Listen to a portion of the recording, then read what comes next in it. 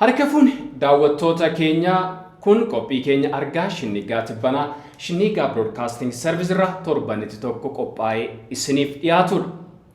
Argaan Shinnigaa Tibbanaa marii biyyaalessaa jechuun kan mootummaan bilxiginnaa afarsaa jiru mil'ateeti jira.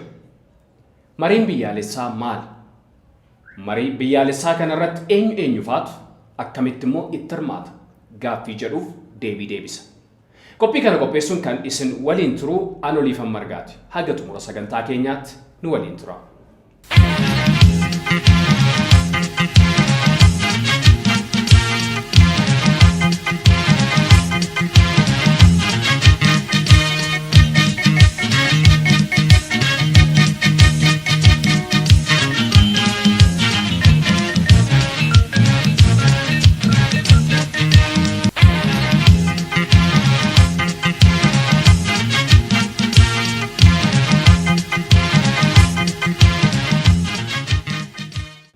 Egaa daawwattoota keenya akkuma mata duree irraa dubbadhee ture mariin biyyaalessaa maali? Marii biyyaalessaa kanarratti eenyu faatu hirmaata? Akkamitti itti hirmaatama? Kan jedhu argaan Shinnigaa Tibbanaa isiniif qabateeti jira. Mootummaan bilxiginnaa yeroo ammaa duula karaa hundumaan sababa badiisaa yookaan dogoggora isaa hordofuun irratti banamee jiru jalaa dandamachuudhaan tooftaa tokko bixxilee achi as ba'ee jira. Tooftaan mootummaan bilxiginnaa yeroo ammaa bixxilee achi as ba'ee jiru kun marii biyyaalessaa kan jedhudha. Mootummaan bilxiginnaa kaleessa yeroo paartileen akkasuma jarmiyaaleen siyaasaa garaagaraa bifa garaagaraatiin mariidhaan mootummaa kana waliin hojjechuudhaaf sochii fedhii qabu taasisaa turanitti marii sanatti maaliif hin hirmaanne? Marii sanas maaliif hin barbaanne? Har'a immoo mootummaan Abiy Ahimadiin durfamu mootummaan sirna nafxanyaa mooraa kiiloo 4 jiru maqaa marii biyyaalessaa jedhuun maaliif gadi ba'e? Jalqabumarraa mootummaan bilxiginnaa tooftaa garaagaraa uumee sirna nafxanyummaa kaleessa Itoophiyaa keessatti obbaafate qabsoo qeerrootiin deebisee lubbuu toruudhaan lafaa kaasee biyyatti dhaalchisuudhaaf akka waan mootummaa Oromoo ta'etti of fakkeessee sobee dhiyaateeti ture. Yeroo dhiyaatee ture sanatti paartilee siyaasaa Oromoo kanneen ija Oromoo keessa jiran kanneen paartii siyaasaa akka Adda Bilisummaa Oromoof KFO wajjin marii geggeessuu yaalee ture. Marii sanarratti gaaddisa kan jedhu uumaniitu gaaddisa sana jalatti paartileen hundumtuu walitti dhufanii mari'atanii turan.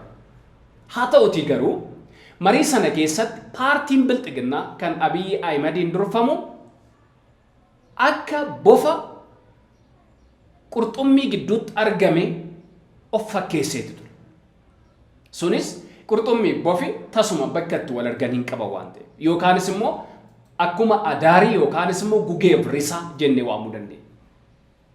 Bakka itti argamuu hin qabne bakka itti of mul'isuu hin qabnetti paartiin bilxiginnaa paartilee siyaasaa kanneen gidduutti argamuudhaan akka waan isaanii wajjin hojjetu of fakkeessee tooftaadhaan itti fayyadamuu yaalee ture.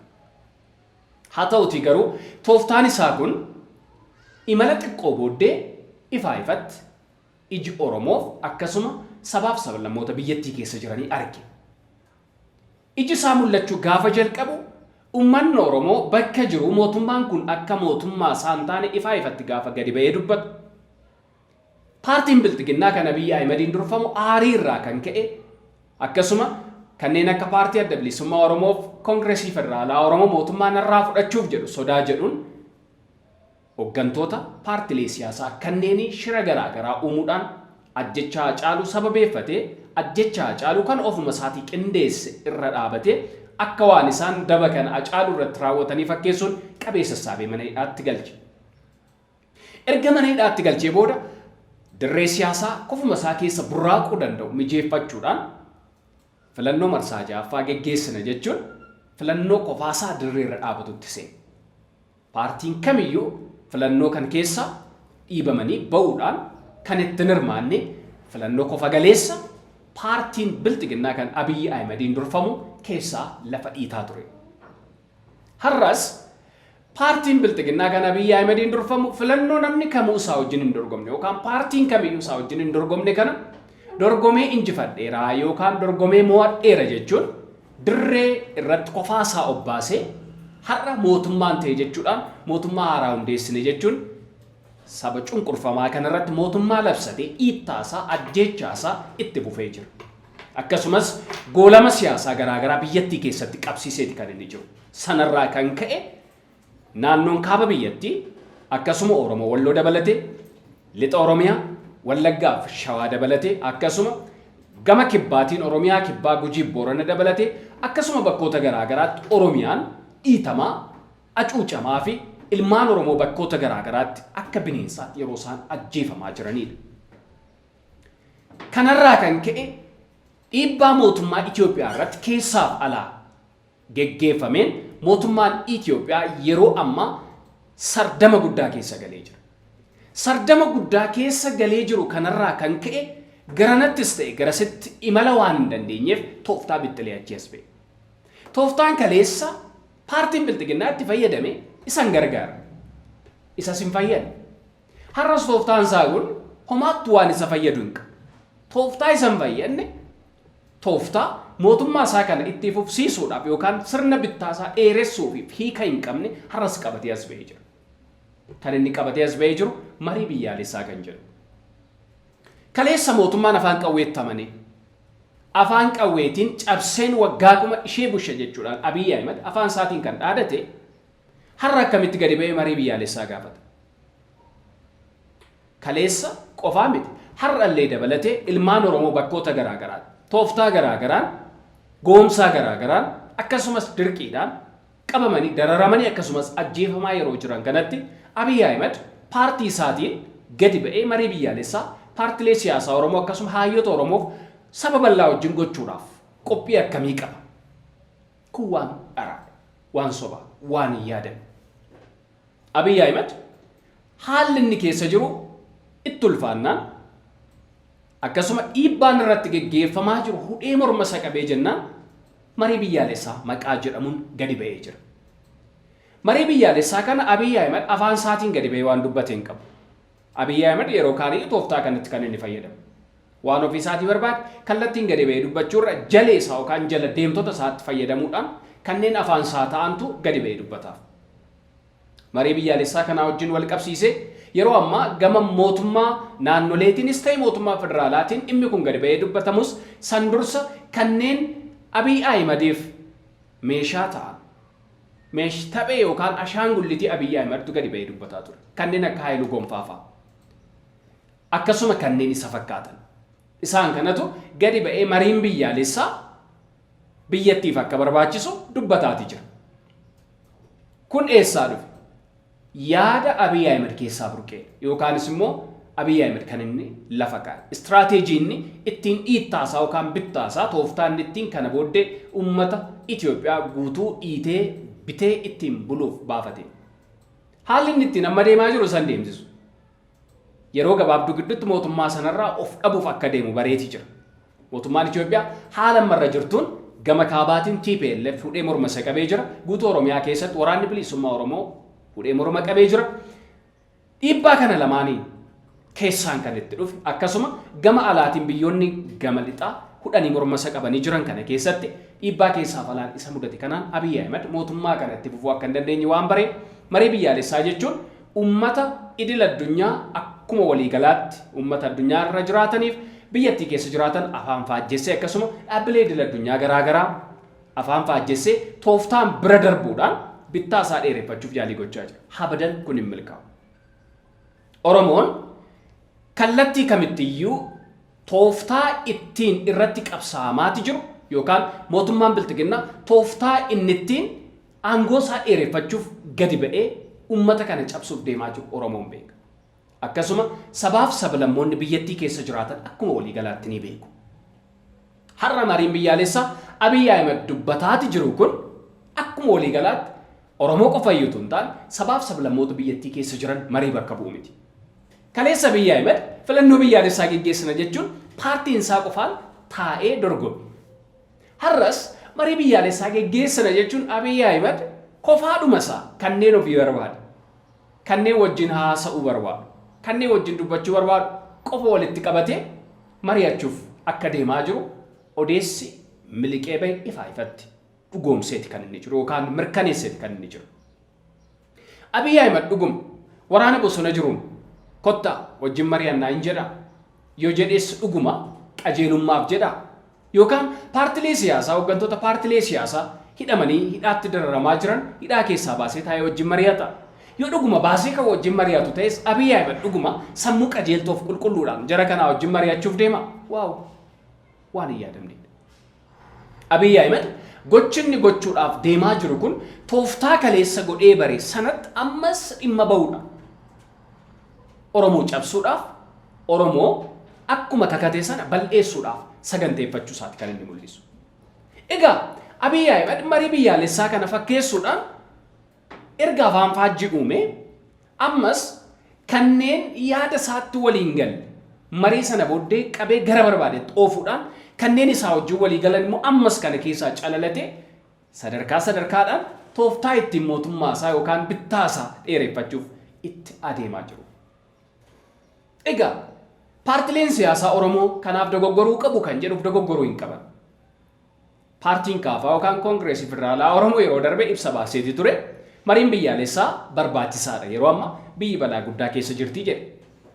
Akkuma paartiin kun jedhe dhuguma utuu ija qajeelummaatiin ilaalamee kan godhamu ta'e mariin biyyaalessaa yeroo ammaa Itoophiyaa baay'ee barbaachisaadha. Waraanni bakka jiru dhaabatee uummanni dararama keessa jiru keessaa bayyaannatee mariin biyyaalessaa geggeeffamuudhaan biyyattiin gara dimokiraasiitti utuu tarkaanfatte biyyattiif baay'ee barbaachisaadha. Kun tasuma raawwate kanneen akka Abiy Ahmed jalatti ijaaramanii jiraniin kan fiixa ba'u miti. Kanaafiyyuu paartileen siyaasaa marii biyyaalessaa kanaan dogoggoruu hin qaban. Paartiin kaafaa al duree kaayetti jira. Waraanni bosonaa ba'ee dhufee mari'achuu qaba. Kanneen manadhaa jiran ba'anii hirmaachuu qabu. Akka taajjabbiitti dhaabbilee idil addunyaa akkasuma mootummaa addunyaarraa namoonni dhimma kana keessatti niwutiraal ta'an itti hirmaatanii taajjabuu qabu jedhee jira. Kan ammoo mootummaan bilxiginnaa hin godhu.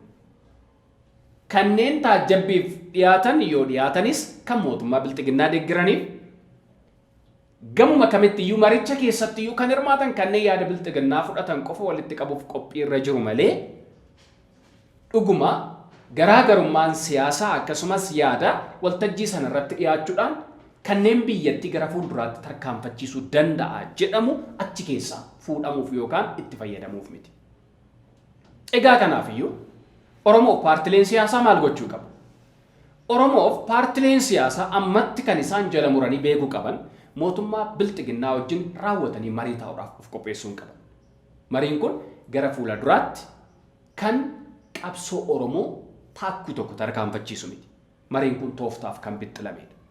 Kanaafiyyuu maal gochuu qabu? Mootummaan bilxiginnaa uummata Oromoo qawweedhaan cabsuudhaaf gaditti taa'e. Uummanni Oromoos mootummaa qawween isa cabsuuf gaditti taa'e kana qawween ofirraa fonqolchuudhaaf jabaatee waraana bilisummaa Oromoo cina dhaabachuun deeggaruu qaba. Egaa argaan Shinnigaa Tibbanaa marii biyyaalessaa akka kanaa mootummaan bilxiginnaa uummata Oromoof akkasuma paartilee siyaasaa kanneen kaan waliin nan mari'adha jechuun afarsaa jiru kun galma tokkoyyuu akka hin qabne ta'uu hubateeti jira. Oromoon har'atti kan inni beekuu qabu. Boriifis qabsoo isaa fiixaan baasuu hin danda'a jedhamee kan tilmaamamuuf kan yaadamu waraana bilisummaa Oromoo jabeeffachuun bira dhaabachuu qaba. Biyyattii keessatti karaa nagaatiin hiikkoon yookaanis immoo gama nagaatiin furmaanni waaraan Oromoof Oromiyaaf dhufu tokkoyyuu hin jiru. Har'as ta'e kaleessa sirnoonni dhufanii darban Oromoo cabsuudhaaf kanneen Oromootti gadi ta'an kanneen Oromoo dararaa ajjeesaaf har'allee hidhaa jiran waan ta'aniif mootummaa Abiy Ahmed kan sirnoota darban caalaa Oromoo nyaachaa jiru godhe Oromoon ilaaluu qaba malee Oromoon Abiy Ahmedin akka sirnoota darbanii keessaa tokkotti illee ilaale marii biyyaalessaa jedhamu kanatti waliin taa'uu qaba.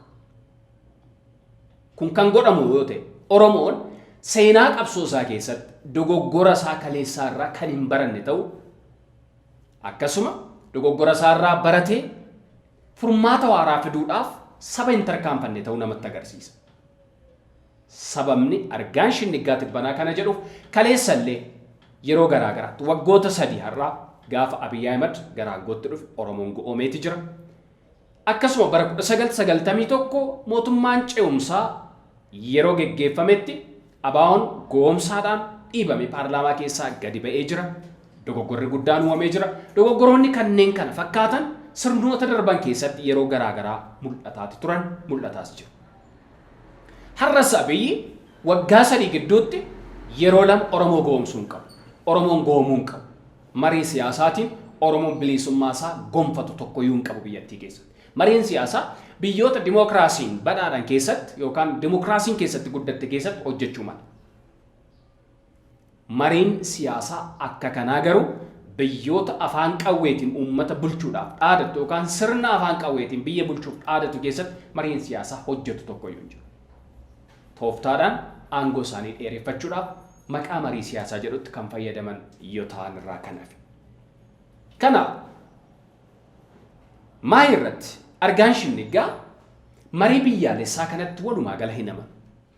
Argaan Shinnigaa tibbana mariin biyyaalessaa kun marii Oromoo bakka bu'u akkasuma paartilee siyaasaa Oromoo bakka bu'uuf waraana bilisummaa Oromoo bakka bu'u.